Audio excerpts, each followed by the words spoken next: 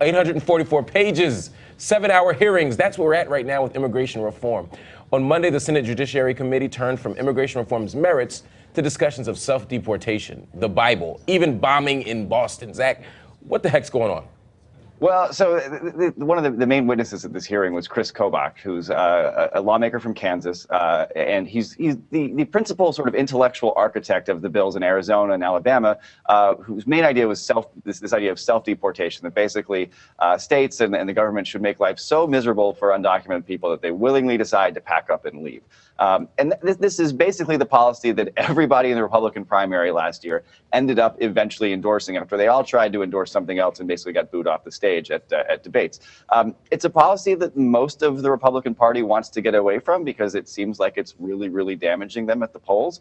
But it's also a policy that much of the Republican base is deeply committed to. And you saw at this hearing that Chris Kobach has really no room in his in his worldview for a path to citizenship for anybody. And a lot of the senators at the hearing seem to take up that view. When you heard from Ted Cruz and Jeff Sessions, very conservative lawmakers, they just didn't really seem to be interested in doing serious immigration reform. You know, Zach, Senator Schumer said opponents seem to be using the Boston Marathon tragedy to derail immigration reform, and he had a heated exchange with Senator Chuck Grassley. Let's take a listen.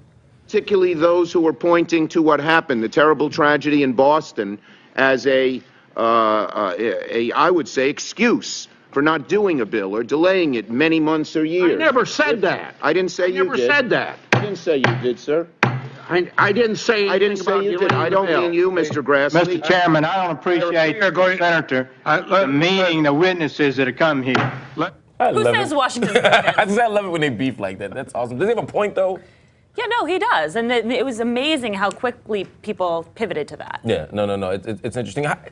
Does this all become a distraction or a sideshow, though, to the bigger issues here? Does Boston become a sideshow? Because we want to now tie it to immigration reform. We want to tie it to guns. No, and I don't think people are going to let it. I think there are equally powerful points on both sides of this debate. And I think that immigration advocates can always push back and say that the benefit was that these people were here, they were documented, we know who they were, and it expedited the process. I think you're way too optimistic about how Senate thinks about this. I think they're going to be jerks about this. I think they're going to say, if we had tougher immigration rules, they wouldn't be here in the first place.